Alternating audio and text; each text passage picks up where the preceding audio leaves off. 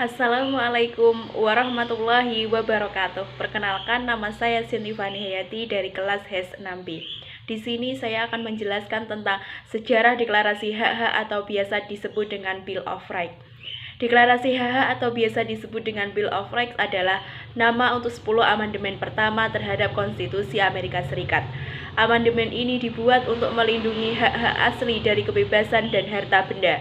Deklarasi hak-hak menjamin sejumlah kebebasan pribadi, membatasi kekuasaan pemerintah di bidang yudisial dan perkara lainnya, serta memberikan sejumlah kekuasaan kepada negara bagian dan rakyat.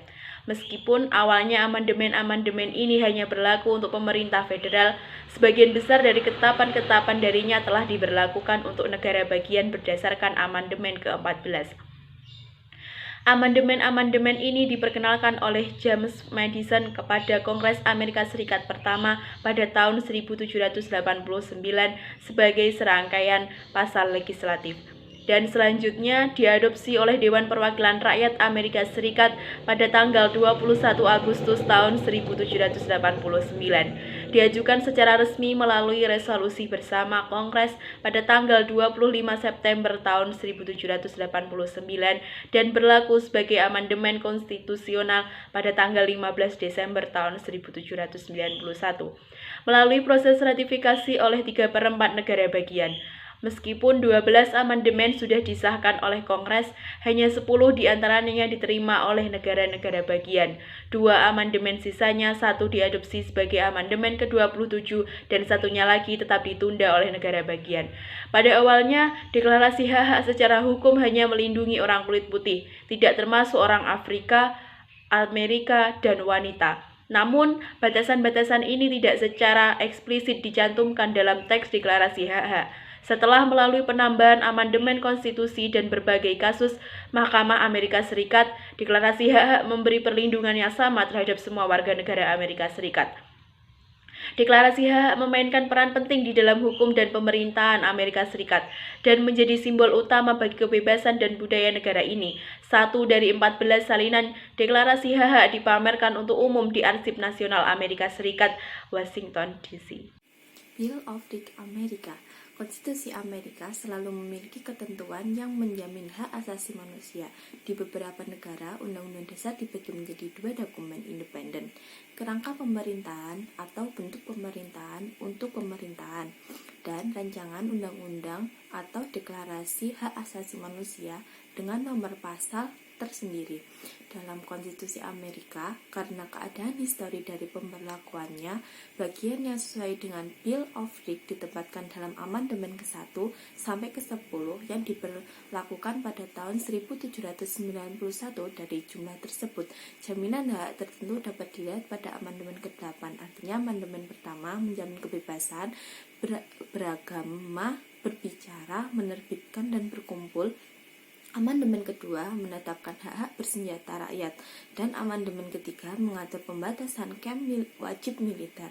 Amandemen keempat melarang penggeledahan dan penangkapan yang tidak masuk akal, dan amandemen kelima melarang jaminan grand jury, larangan bahaya ganda, jaminan proses hukum, dan jaminan hak milik. Amandemen ke-6 mengatur tentang jaminan persidangan juri dalam perkara pidana, hak tersangka dan terdakwa. Amandemen ke-7 mengatur jaminan persidangan juri dalam perkara perdata, dan amandemen ke-8 memberikan hukuman yang kejam dan tidak biasa. Ini mengatur larangan. Ketentuan-ketentuan amandemen ke-1 hingga ke-10 pada Konstitusi Amerika Serikat dibuat yang berlaku hanya untuk hukum Kongres dan tidak membatasi konstitusi dan hukum negara bagian. Namun saat ini sebagian besar isi dari ketentuan-ketentuan ini ada dalam amandemen ke-14 Konstitusi Amerika Serikat yang disahkan pada tahun 1868. Tidak boleh dicabut nyawa, kebebasan, atau propertinya. Itu diartikan sebagai penerapan konstitusi dan hukum negara. Jadi, misalnya jika konstitusi negara memberikan jaminan yang lebih baik atas hak asasi manusia seorang terdakwa pidana daripada konstitusi federal, maka konstitusi negara menyediakan. Tetapi, menurut ketentuan Konstitusi Amerika Serikat dan Presiden Peradilan Amerika Serikat, Mahkamah Agung negara bagian, standar federal akan berlaku ketika indikasi interpretasi yang diberikan belum tercapai. Perlu dicatat bahwa jaminan persamaan di depan hukum hanya ada dalam amandemen ke-14 Konstitusi Amerika Serikat yang menyatakan bahwa negara tidak boleh mencabut perlindungan persamaan di hadapan hukum bagi mereka yang berada dalam kewenangannya. Terkait dengan peraturan perundang-undangan, Due Process of Law Goret pada amandemen kelima juga dalam penafsirannya mencakup jaminan persamaan di depan hukum. Klausul proses tuntas adalah contoh intervensi yang fleksibel dari ketentuan umum perlindungan hak asasi manusia. Segera setelah Revolusi Kehormatan, Parlemen sementara Inggris menyusun proklamasi hak yang diajukan sebagai syarat kogovernansi. Undang-undang yang menyatakan hak dan kebebasan dari subjek dan menetapkan suksesi tahta. Setelah menyebutkan tuduhan adalah ilegal untuk melakukan penegakan dan pembebasan raja terhadap hukum, perpajakan, pemeliharaan tentara reguler dengan damai tanpa persetujuan parlemen, menegaskan hak kuno dan kebebasan rakyat.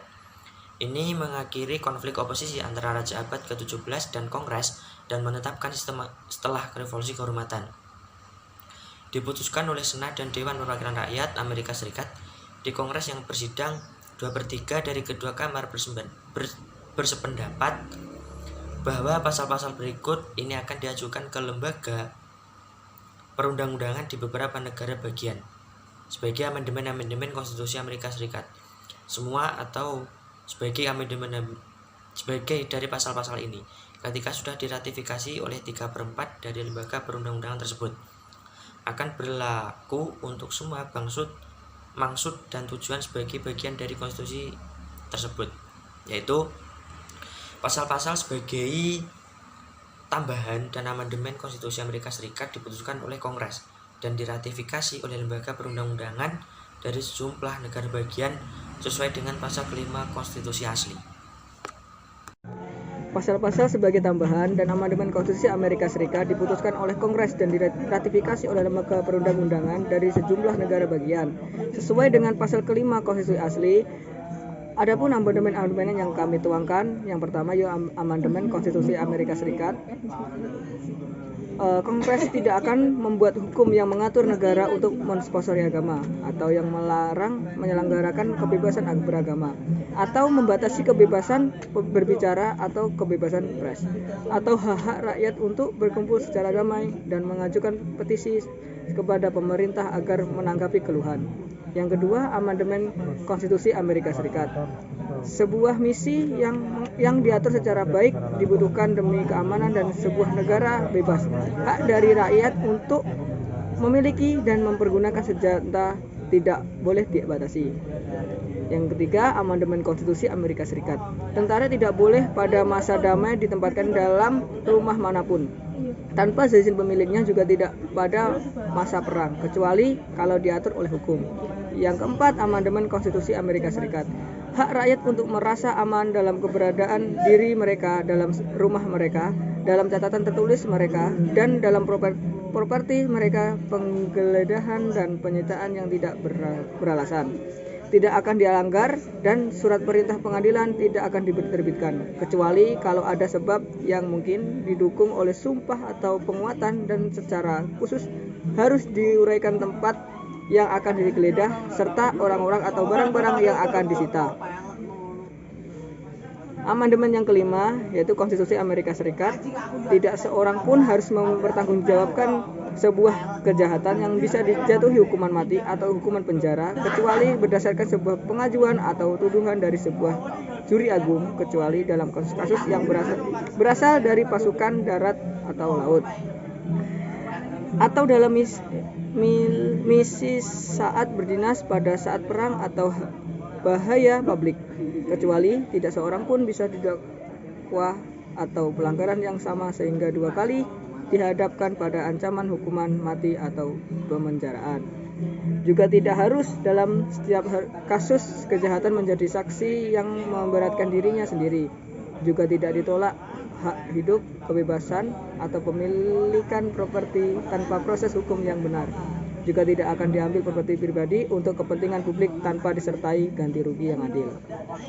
Amandemen ke-6 Konstitusi Amerika Serikat. Dalam semua penuntutan kejahatan, terdakwa punya hak memperoleh peradilan yang cepat dan terbuka oleh sebuah juri yang netral dari negara bagian dan di distrik di mana kejahatan dilakukan, dan distrik itu sudah dipastikan sebelumnya oleh hukum dan diberitahu tentang sifat dan sebab dari tuduhan.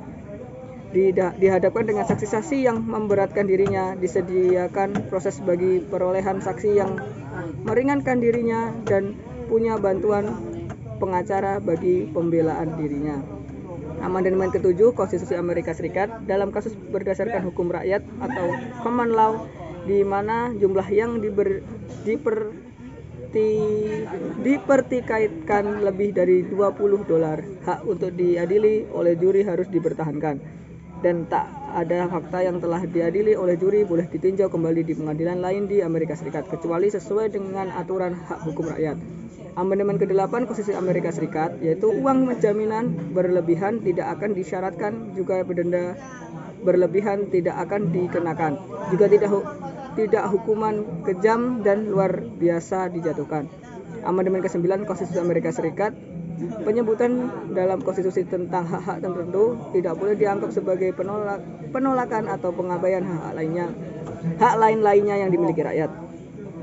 Amandemen ke-10 Konstitusi Amerika Serikat, kekuasaan yang tidak